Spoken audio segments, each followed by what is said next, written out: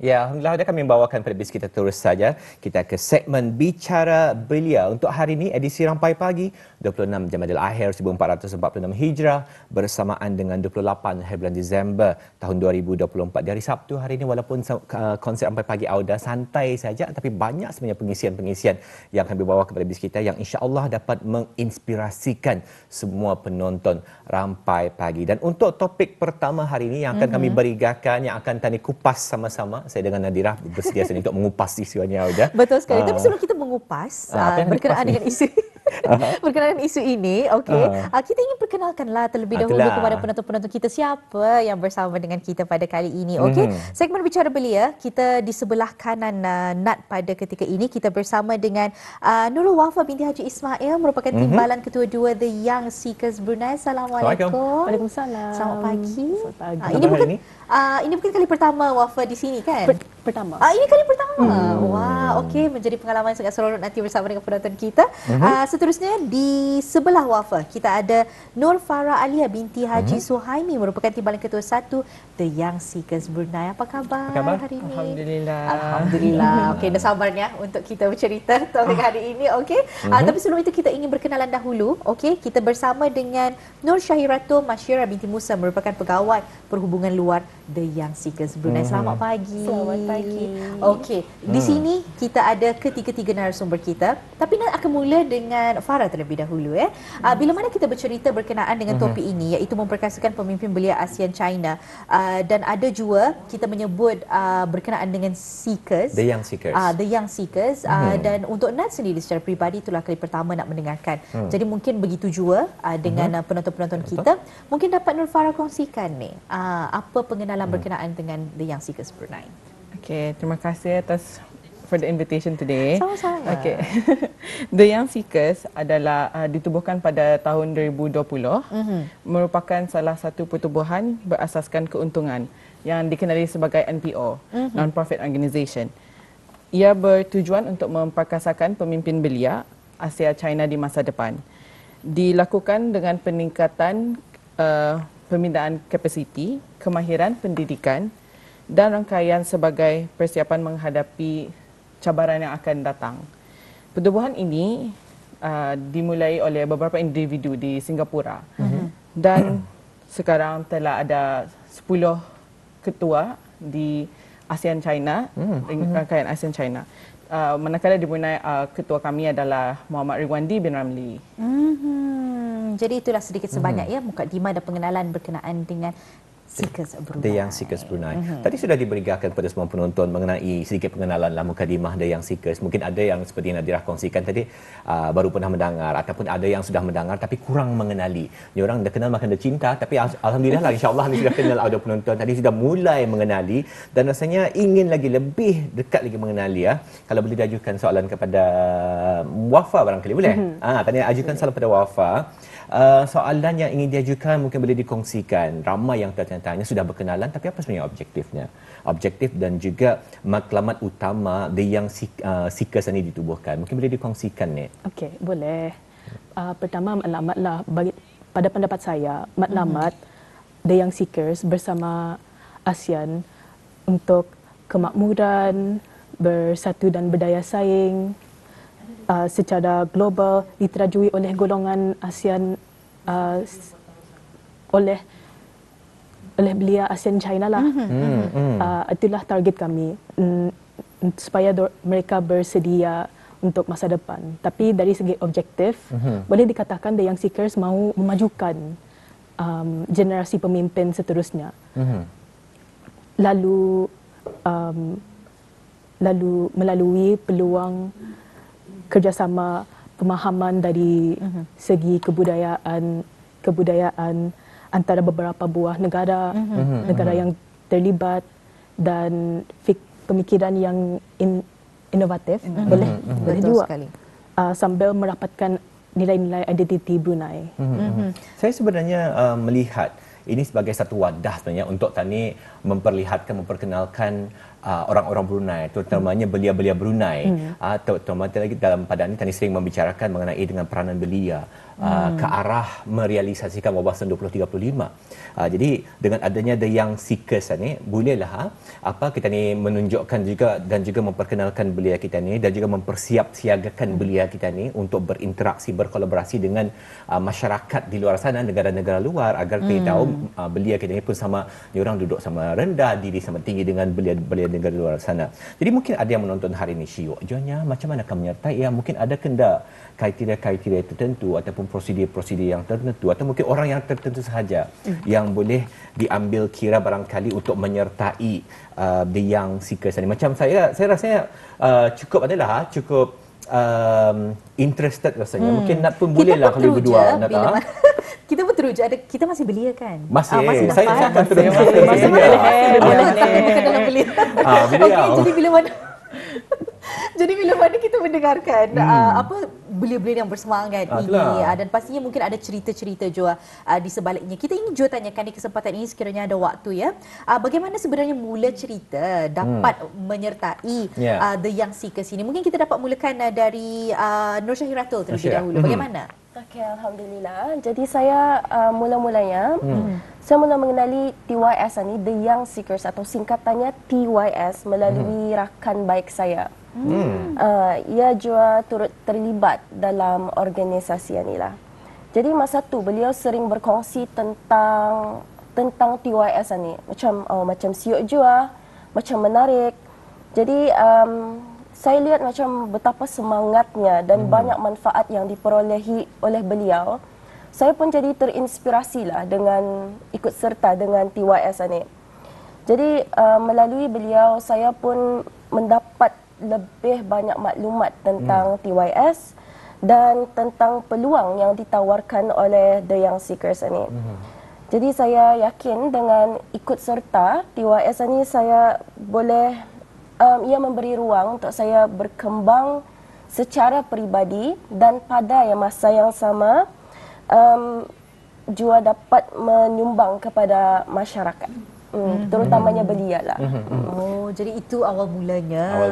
Dan rasanya motivasi yang yang ada untuk untuk berpartisipasi lah dalam The Young Seekers Brunei. Tapi mungkin kalau boleh ditanyakan kembali soalan yang tadi, barangkali mungkin ada yang masih tertanya proses barangkali macam mana cara untuk menyertai. Mungkin tadi boleh tanyakan siapa ni, Nat? Wafa. Okay. Jawapan pendeknya, saya mendaftar dari Instagram saja. Simple saja tu. Kami in The Young Seekers, kami simple saja proses kami. Pendaftaran dari Instagram, teks saja, message saja, senang, boleh bertanya soal Young Seekers. Tapi jawapan yang lengkap, dari dulu sudah saya mau menyertai The Young Seekers ni. Sejak permulaannya lah di 2020. Kerana masa tu ngam COVID, sama saya mau keluar dari rumah, macam nak mau di rumah saja wah. Nak mau terperap lah. Mau cuba explore benda baru. So paksalah cari yang pertama aku buat ambil Instagram. So dari sanalah aku terjumpa The Young Seekers ni. Lalu dari sana jadi my personal goal untuk menyertai The Young Seekers. Tiba-tiba jadi timbalan kedua. Wow, itu ada tiba-tiba jadi tiba-tiba. Syahira, ada kena kriteria tertentu ni, Syahira, untuk menyertai ataupun siapa-siapa saja boleh menyertai? Adakah saya dan Nat je boleh menyertai atau macam mana? Farah. Farah. Actually, salah satu dalam pasukan ada juga my very own lecturer. Like guru pencarah saya. Tapi dia telah menyertai The Young Seekers sebelum saya menyertai The Young Seekers. So dari sana saya rasa ia tidak tersekat dengan umur. Tidak semestinya tidak terhad sebab sendiri dia adalah pencarah saya dan awal-awal seperti kaku untuk berjumpa macam panggilan sebab saya ketika saya dapat posisi ini dia adalah salah satu komiti dan saya timbalan pertama. So di sana saya belajar untuk menghormati satu sama yang lain dan untuk individu sendirilah The Young Seekers ni ia boleh ia boleh meningkatkan kemahiran diri sendiri kerana di antara kami ada yang berkemahiran dan berpengalaman. Okey. Jadi mendengarkan perkongsian narasumber kita ya, bagaimana hari pertama mereka dapat mengeksplorasi dan menemui The Young Seekers ini. Dan akhirnya mereka dapat mempelajari benda-benda yang baru dan sebagainya. Memang sangat memberikan inspirasi, terutama sekali untuk belia-belia kita di luar sana yang Betul. walaupun mungkin sekarang tidak terperap di rumah, tapi secara mental kita merasa ingin mencuba benda-benda yang baru dan sebagainya. Jadi mungkin bolehlah mengikuti The Young Seekers ini untuk bersama dengan komuniti yang ada yang turut sama memberi inspirasi. Tapi sebenarnya Nat ingin tanyakan juga, terus saja dengan narasumber kita, apa sebenarnya manfaat dan peluang yang dapat diperolehi daripada menjadi sebahagian daripada The Young Seekers ini? Mungkin kita dapat tanyakan daripada mana-mana yang dapat menjawab. Siapa? Kita bersama dengan Syairah lah ya. Okey, bagaimana Syairah? Alhamdulillah, sebagai ahli The Young Seekers, saya mendapat banyak manfaat sebagai ahli The Young Seekers ini. Seperti peluang membangunkan kepimpinan, menolong dalam menguruskan projek dan meningkatkan lagi kemahiran berkomunikasi. Saya juga dapat peluang dari The Young Seekers ini sebagai pegawai perhubungan luar lah. Saya dapat menjalinkan lagi hubungan dengan pihak luar dan membina rangkaian dengan individu-individu dengan menyertai program latihan dan bengkel.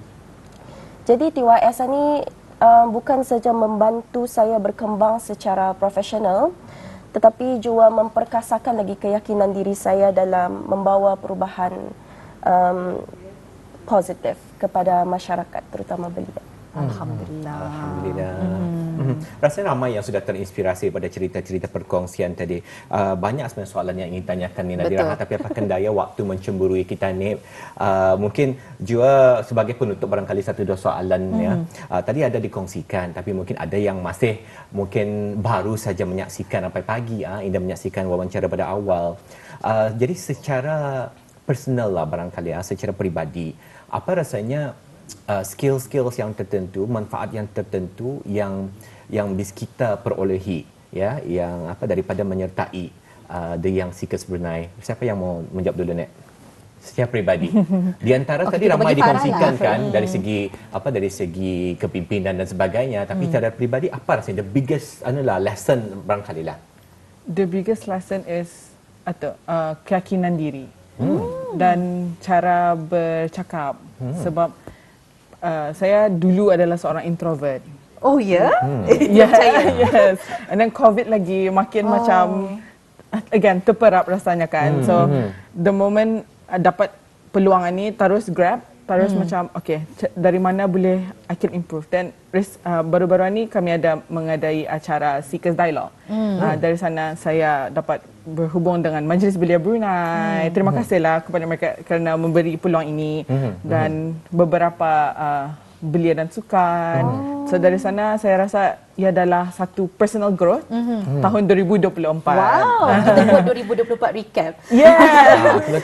Banyak perubahan. Dan sangat suka dengan perkongsian Farah kerana bila mana Farah mengkongsikan dahulunya beliau adalah seorang yang introvert, tapi melihat bukan kekurangan sepastinya menjadi seorang introvert, tapi ada kebaikan-kebaikan tertentu dengan menjadi seseorang yang ada kemahiran komunikasi yang baik.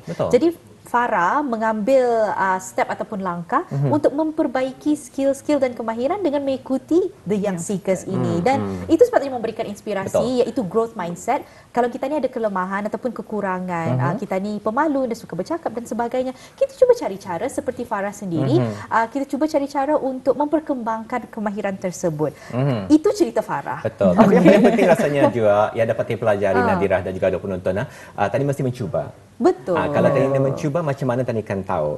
Soalan yang ingin saya tanyakan, jadi ada sudah berpeluang untuk bertemu dengan belia-belia negara ASEAN dan juga China. Soalan diajukan pada sesiapa sajalah yang ingin menjawab.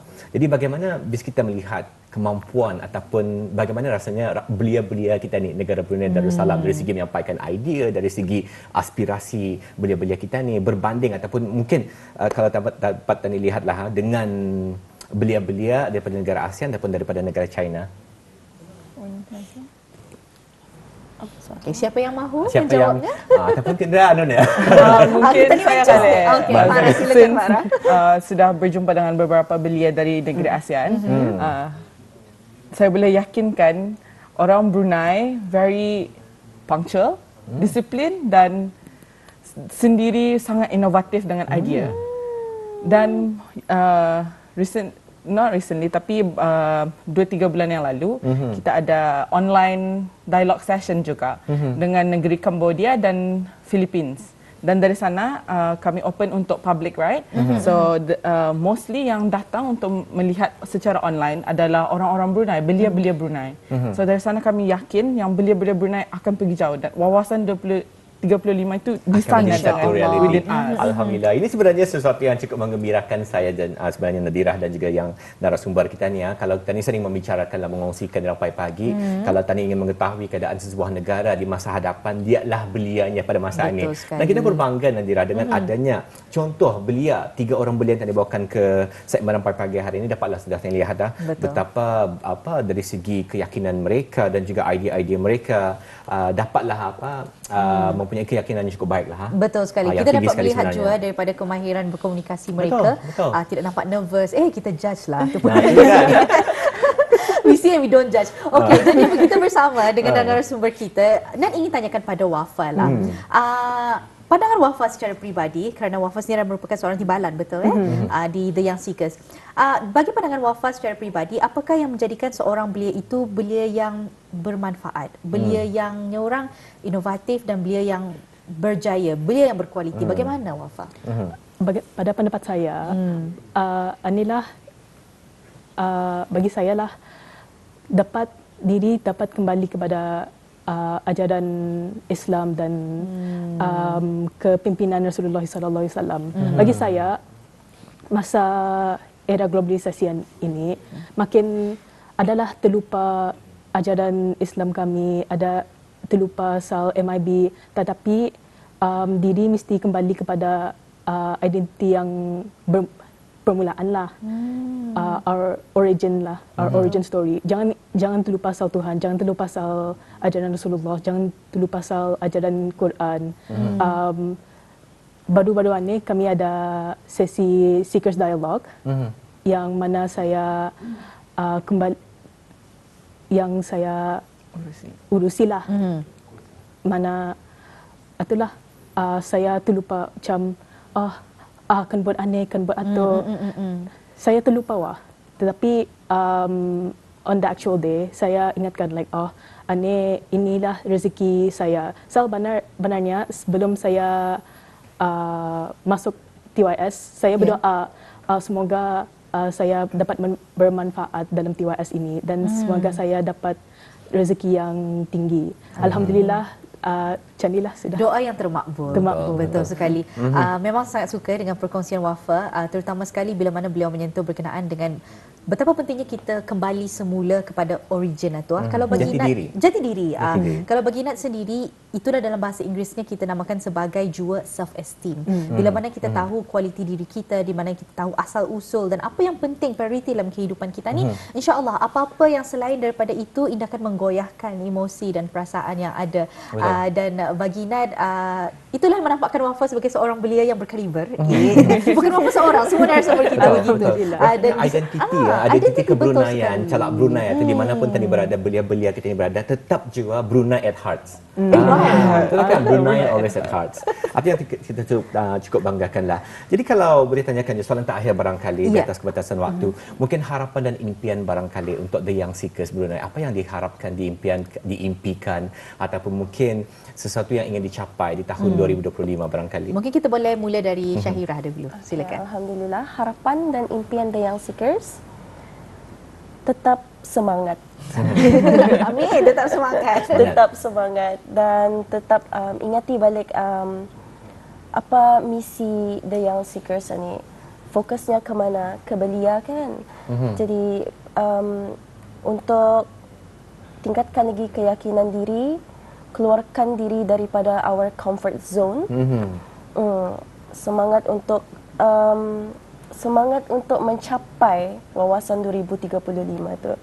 Semangat untuk mencapai jadi belia yang bereducation. Inovatif. Berpendidikan. Betul sekali. Kalau terima kasih ya Syairah mengongsikan. Kalau untuk Farah secara ringkasnya bagaimana? Terus naik. Terus maju. Terus naik.